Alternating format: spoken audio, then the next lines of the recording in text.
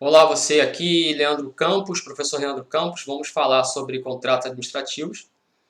E esse é o tema, a finalidade buscada pela licitação é o contrato administrativo. Os contratos administrativos, quando se fala administrativo, é porque tem o poder público de um lado, né, assinando o contrato, não é um contrato regulado entre particulares. E aí você, nesse contrato regulado entre particulares, você vai buscar o direito civil, o direito privado, né? Seja uma relação de consumo, direito consumidor, que é uma parte do direito civil e tudo mais. Então, por exemplo, você adquiriu esse curso, por exemplo, né? Você adquiriu esse curso. Você foi lá e comprou, colocou seu boleto, ou seu cartão, ou sei lá o que. Você fez um contrato de compra e venda, né? Nós dois somos as partes aqui, contratante e contratado. Você me contratou e eu quis ser contratado. Só que esse contrato entre eu e você, eu não sou ente público nem você. Nós somos particulares. Então, esse contrato ele será regulado pela norma do direito privado, que mais especificamente aqui é uma relação de consumo, né? Vai para o Código do Consumidor. Né? Eu tô até te falando, porque se der algum problema você vai processar. Mas não vai acontecer, porque eu sou uma pessoa completamente responsável daquilo que eu faço e o que eu estou querendo é te ajudar também, me ajudar e te ajudar. Então, são as duas coisas, né? Não tô aqui de maldade, tô brincando. Mas enfim, pô, poxa vida, você comprou um carro, você pegou um ônibus, ou você se matriculou num cursinho. Se você se matriculou num cursinho, o curso é particular. É uma pessoa jurídica, tudo bem, mas é um particular. E você é uma pessoa física, você contratou o curso foi contratado por você. O curso vai e contrata o professor. Que não vai ser um contrato de trabalho, não, vai ser prestação de serviço, que também é direito civil. Então, normalmente, o professor de cursinho, raríssimas exceções, ele não é um funcionário contratado, uma relação de trabalho, uma relação de emprego com o curso. Eu sei disso porque eu sou professor de cursinho, então comigo é assim, com meus colegas são assim.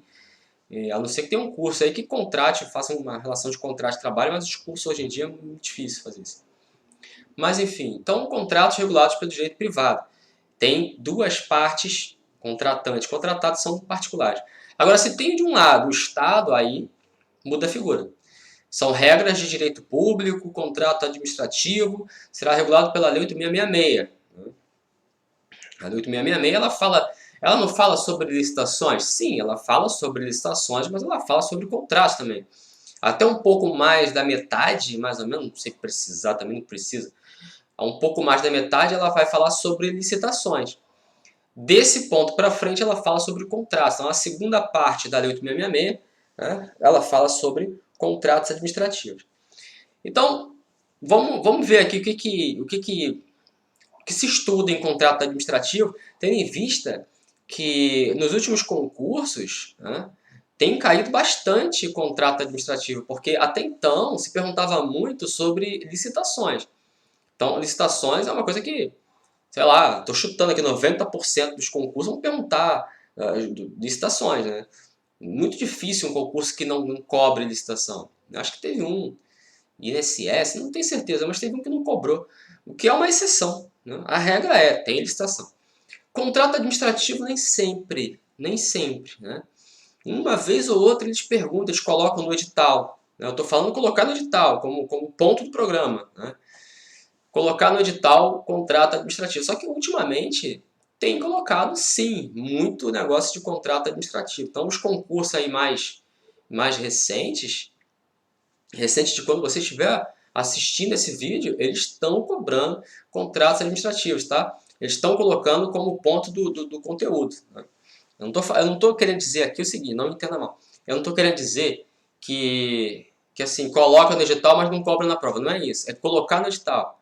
Né? Não colocavam no edital isso. E agora passaram a colocar. Mas é um costume, né? O concurso público está ficando cada vez mais difícil e aí é assim. Né?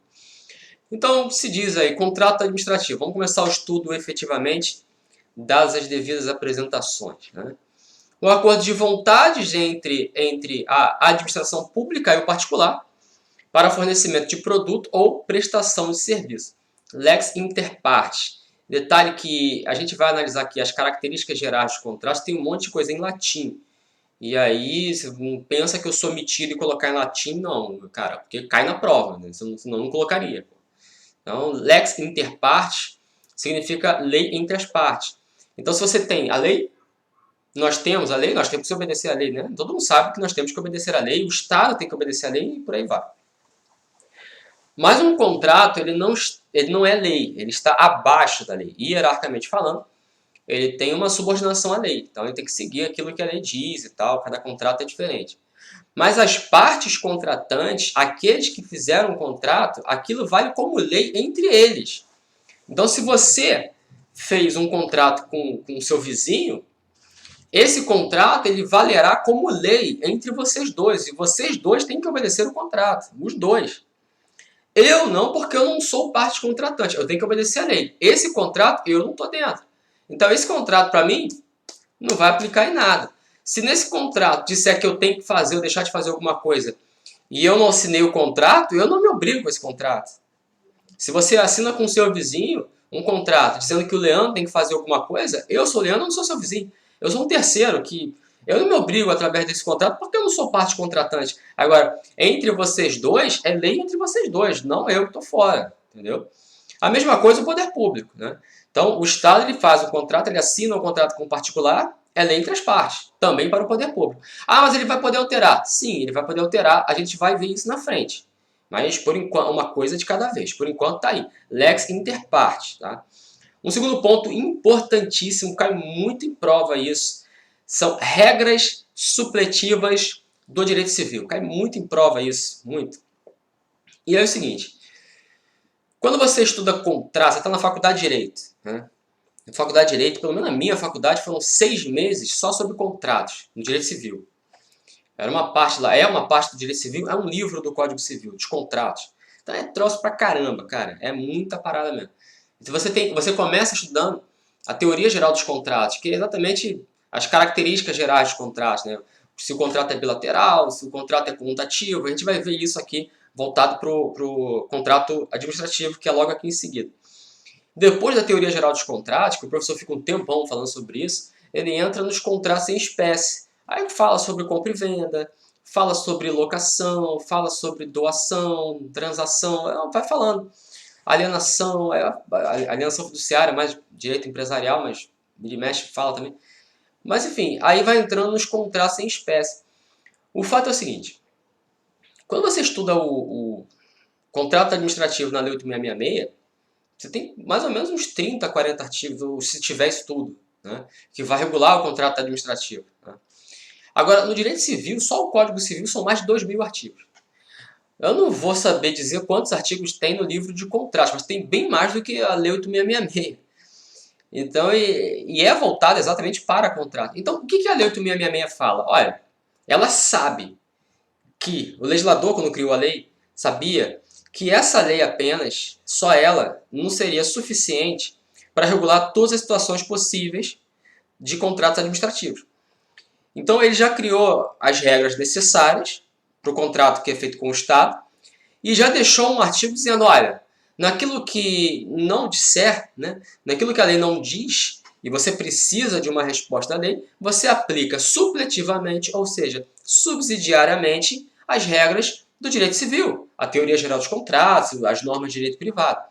Então, naquilo que a lei for omissa, a lei 8.666 for omissa, e ela será omissa em várias passagens, ela não vai explicar tudo, ela é pequena, o próprio legislador já colocou, olha, naquilo que não tiver previsão aqui, você vai usar lá o direito civil. Mas não é o contrário, hein, cara? Não é o contrário, não, irmão. Não é começar a pegar lá o direito civil e depois aplicar supletivamente a norma de direito público, a lei 8.666, não. Primeiro a lei 8.666.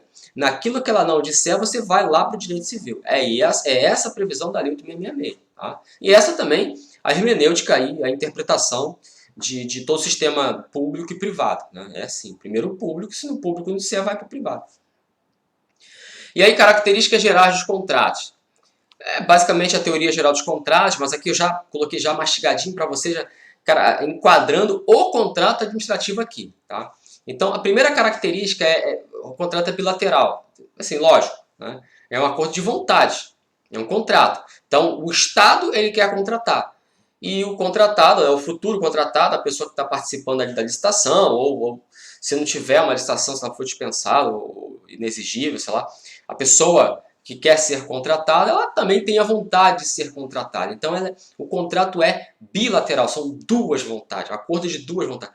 É diferente do ato administrativo, né? Então, e outra coisa, contrato aqui tem muita diferença de ato, porque ato administrativo é unilateral.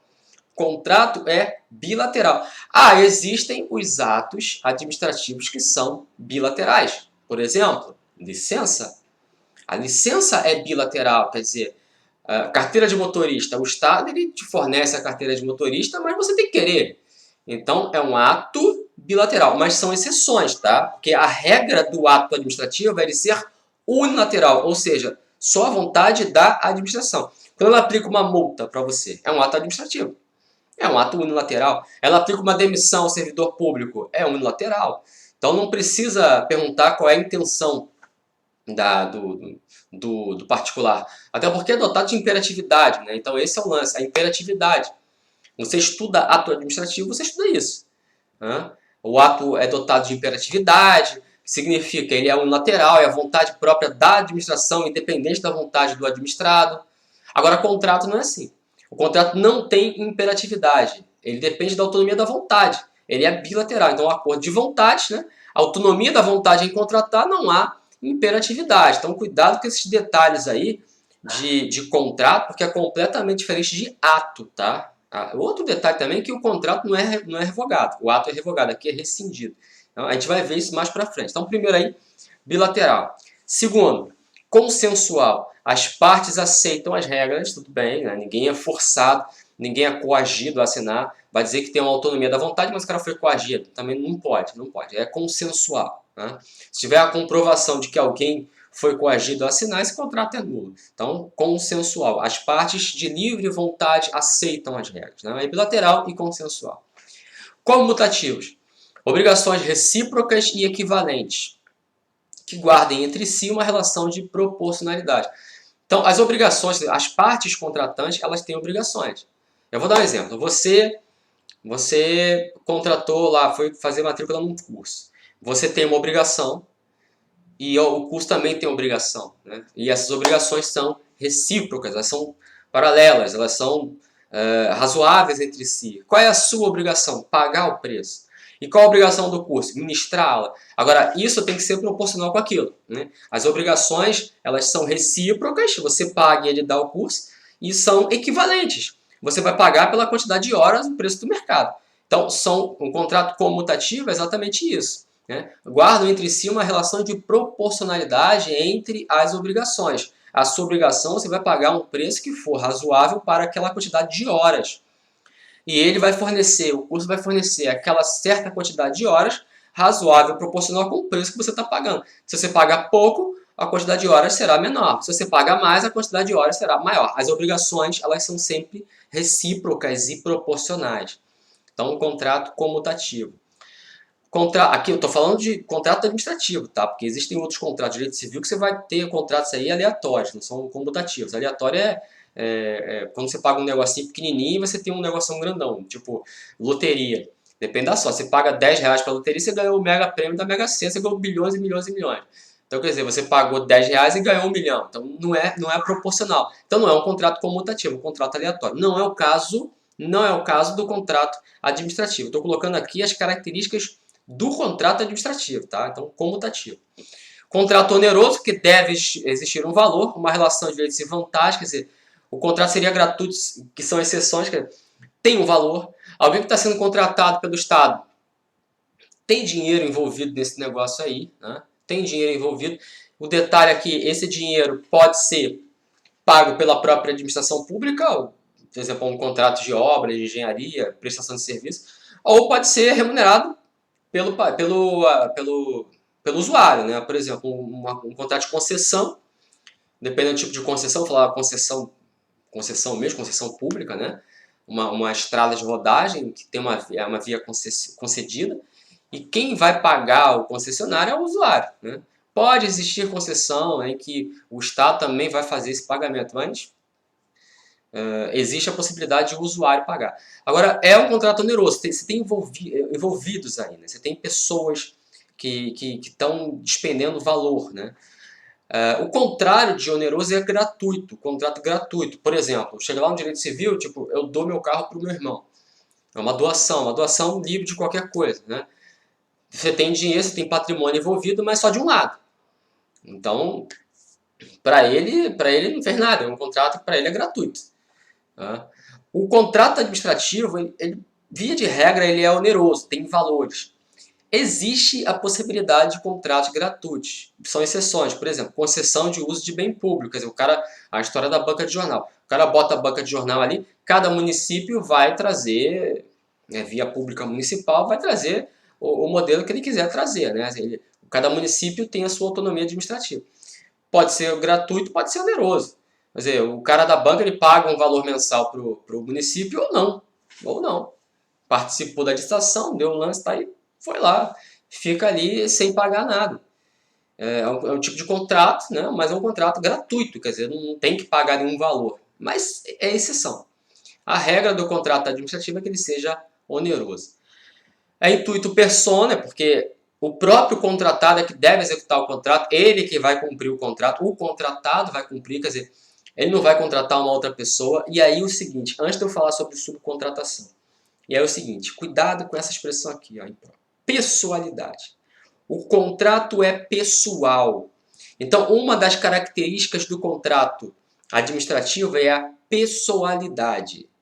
Por que eu estou frisando isso? Porque quando você estuda direito administrativo, isso é direito administrativo, uma das primeiras coisas que você estuda é o princípio da impessoalidade. Tá lembrado? LIMP, impessoalidade.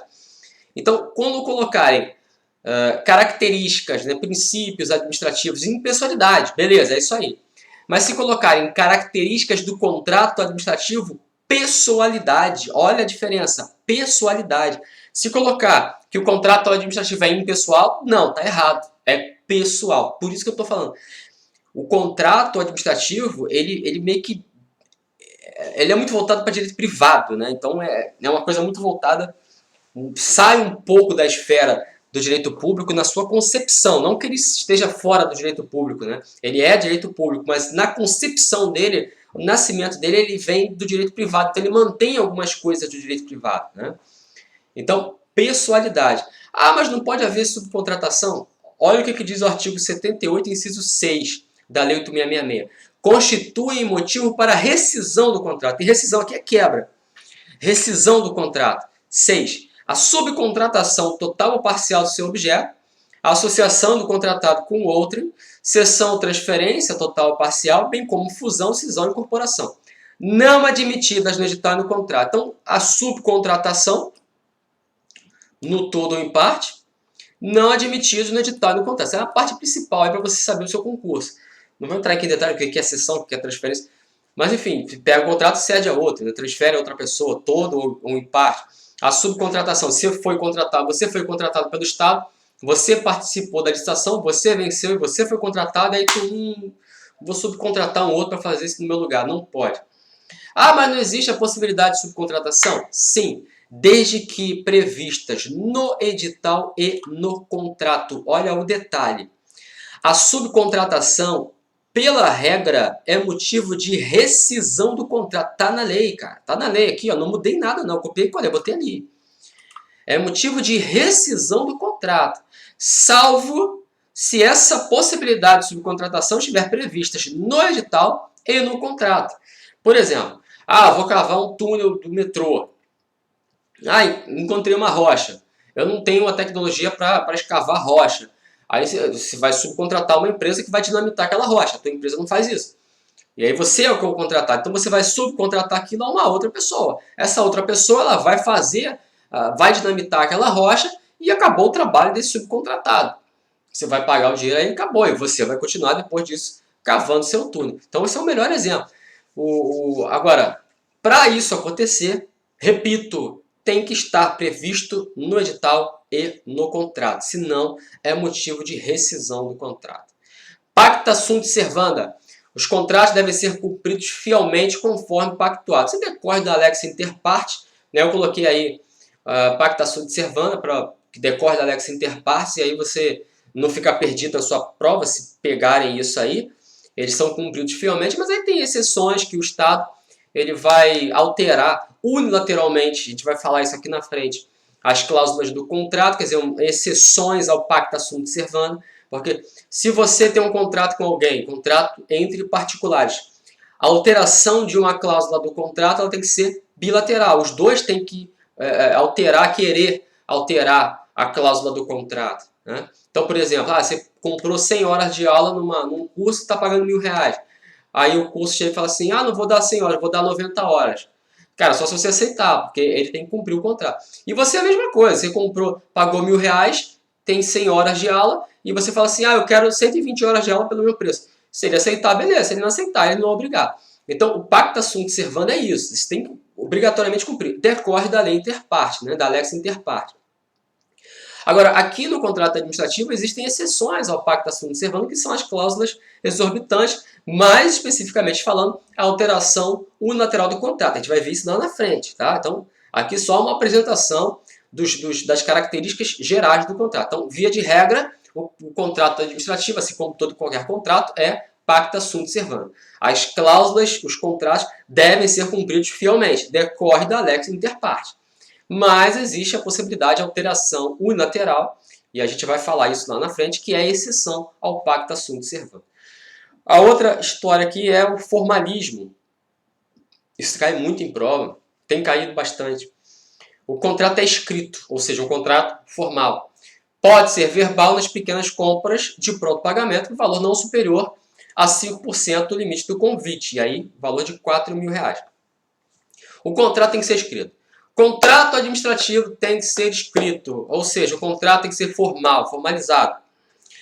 Essa é a regra. A exceção, existe a possibilidade de contrato verbal, contrato de boca, desde que o valor do contrato não ultrapasse R$4.000, que é o equivalente a 5% do limite do convite. O limite do convite é R$80.000, aí até R$4.000 é o valor razoável o valor previsto na lei, o valor objetivamente previsto na lei, para a possibilidade de contrato verbal, o que não é possível. Não é possível fazer um contrato, R$1 milhão, não sei o que, contrato verbal, não pode.